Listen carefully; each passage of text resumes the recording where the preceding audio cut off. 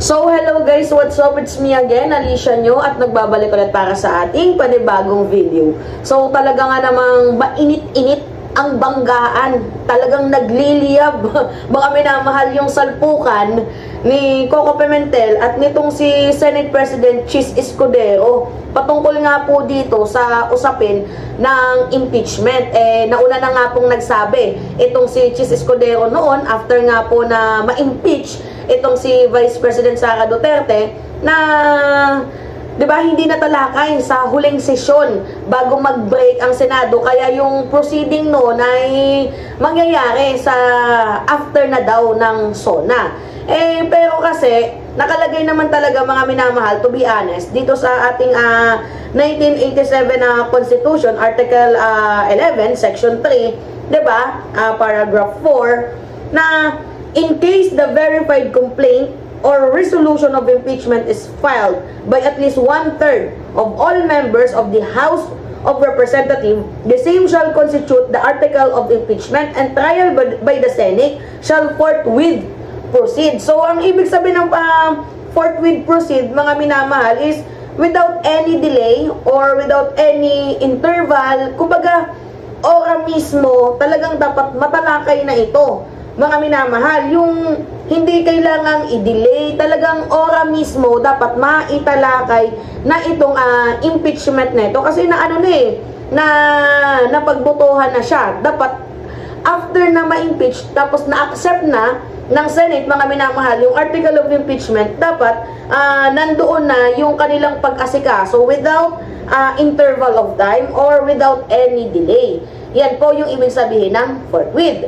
Now, kasi hindi natin alam, kung para naman ako, mga minamahal, kay Chis Escudero, parang feeling ko merong taktika, diba? Kung ako lang naman yung tatanungin, hindi ako basher ni Chis, hindi ako basher ni Coco Pimentel, pero sa aking nakikita, magmi-midterm election na kasi, mga minamahal. So, mukhang hindi na talaga sapat yung oras. Kung ako yung tatanungin, in my own perception and in my own opinion. At saka madami pang mga hindi graduate na mga DDS na mga senador. So, parang sayang naman. 'Di ba, imagine nyo sayang naman kung na-impeach siya sa House of Representatives, sa lower chamber, tas pagdating dito sa taas, tagilid. Kasi ang ating presidente, kailangan talagang mamulitika dyan. Yun yung nakikita ko. Diba? Pero sige, i-consider natin itong bangayan ni Coco Pimentel at nitong si Chis Escudero. So, nung nakarang araw, meron pong naghain ng petition for mandamus na ang ibig sabihin nun, diba, madalain na kung pwede simulan na yung impeachment. And then right after that, nagbigay po ng order, mga minamahal, ang Supreme Court.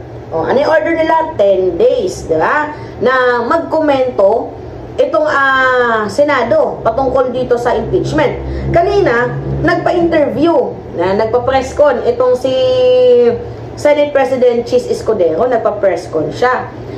Tinatanong, ang sabi ba naman ni Chis Escudero,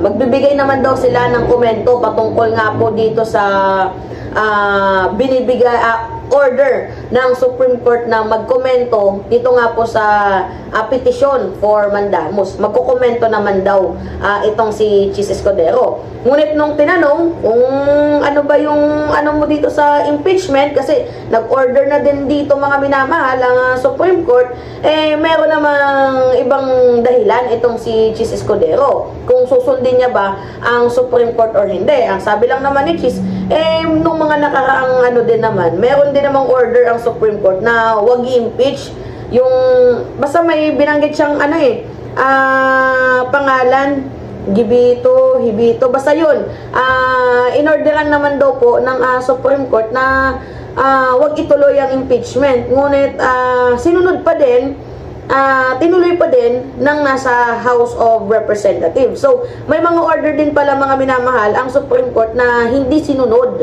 Diba? Hindi sinunod ng House of Representatives. So, meaning, parang, may order din pala before, hindi din nasunod. So, parang pinapakita ni Chis na hindi din naman pala nasunod, tayo din. Parang ganon. So, hindi ko naman ginagaranteed na 100% mga minamahal na hindi to ipoproceed ni Cheese, pero ang napipil ko kasi parang binabalance niya. Yun yung sa tingin ko, binabalance ni Senate President Cheese Escudero itong mga pangyayari dito sa sa ating bayan. Parang binabalanse niya. Malapit na yung yung midterm election, hindi pa graduate ang mga DDS ng mga senador, 'di ba?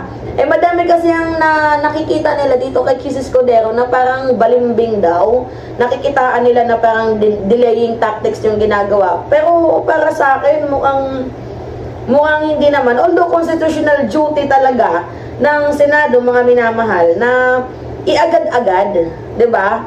Yung impeachment once na na-receive na nila yung article of impeachment. Kaso break po ngayon yung Senate. Ang gusto nila magkaroon ng special session. Ito namang si Cheese Escudero, sinusunod niya lang naman yung due process. Sinusunod lang naman ni Cheese Escudero. Kailan ba yung resume nun? June 2. Pero ang sabi ni Cheese, after na lang ng SONA ng ating presidente. So, transition siya from 19th to 20th Congress. Pero sa akin, mga minamahal, kahit ano pa man yung mangyari, as long as ma-impeach lang itong si Sara Duterte, wala namang problema. Pero may mga nagtatanong, paano yan pag nag-resign si Sara Duterte? Meron namang second prayer pa na kahit mag-resign itong si Sara Duterte, tuloy pa din ang impeachment para hindi na siya makatakbo sa kahit na ano pa mang government position. Yung komento na yan galing kay Jinky Luistro, which is para sa akin dapat ilaban din natin. So ngayon, okay, basahin natin tong balibagan ni Cheese Escudero at ni Coco Pimentel. Pimentel, sinulatan si SP Cheese ukol sa VP Sara impeachment. Iginiit, field transition ng forthwith. Sabi dito, sumulat si Senador Coco Pimentel kay Senate President Cheese Escudero upang igiit na dapat nang dinggin ng Senado ang impeachment complaint laban kay Vice President Sara Duterte dahil nakasaad daw sa konstitusyon ang salitang forthwith na may Filipino transition na agad. Yan yung inilalaban ni Coco Pimentel. So, sa isang sulat na may petsang Pebrero 14 at inilabas nitong Martes, Pebrero 18, binigyang diin ni Pimentel ang constitutional mandate kung saan dapat agad umaksyon ng Senado sa impeachment case ni Duterte. Okay. Sabi dito, as provided under Article 11, Section 3, Paragraph 4 of the 1987 Constitution, in case the verified complaint or resolution of impeachment is filed by at least 1/3 of all members of the House of Representatives, the same shall constitute the article of impeachment and trial by the Senate shall forthwith proceed. Yan yung inilalaban ni Coco Pimentel na wag i-delay. Yeah? Kumbaga kaya nga sumulat siya Sumulat siya dito kay SP, wag mong i-delay. May petition ng for mandamus. Wag mo nang i-delay. Ang daming nakaabang Parang ang gusto kasi nilang mangyari, total, nandiyan na yung impeachment, ituloy na, wag na yung madami pang bla bla bla, cheche-bureche, ituloy na para nang mapagdesisyonan na kung i-convict or i-acquit itong si Vice President Sara Duterte. Now, sabi dito, since it is a constitutional provision or term we are giving meaning to the term forthwith, must be interpreted in accordance with the verbal religious rule. That is, it should be given its plain and ordinary meaning. So, forthwith, sa Merriam-Webster Online Dictionary, ang nakalagay, ibig sabihin nun ay without any delay or without interval of time. So, talagang pa nila, itinranslate pa nila sa salitang Tagalog ang ibig sabihin ng forthwith. Ang synonyms naman nun is immediately, promptly, right away, right now, straight. So, alam nyo naman, di ba, pag synonyms, kabaliktaran. Di ba, kabaliktaran yon. So, kapag madali, ang kabaliktaran nun, di ba, tawag dito, so, without any delay or without any interval, ang synonyms nun, mga minamahal, hindi pala kabaliktaran. Ang ibig sabihin nun, yung kasalamuhan niyang salita din, right away, right now, straight off, straight away, diba? So, antonyms pala yung tinutukoy ko, yung kabaliktaran. Sorry, my mistake, my bad. Diba? Okay, sabi dito, okay, considering that the 1987 Constitution was promulgated in the both English and Filipino, we must examine its official Filipino transition. So, kung ang pinanumpang sakdal o resolusyon sa impeachment ay iniharap ng isang katluman lamang ng lahat ng kagawad ng kapulungan, iyon ay dapat bumuo sa Articles of Impeachment at dapat isunod agad ang paglilitis sa Senado. So, kumbaga, tinranslate lang yung tawag dito, yung Article 11, Section 3, Paragraph 4 ng 1987 Constitution sa Tagalog. Tinranslate, dapat agaran daw, mga minamahal. Pero kayo, ano yung masasabi ninyo? Para sa akin, dapat sana nagkakaisa na lang, no?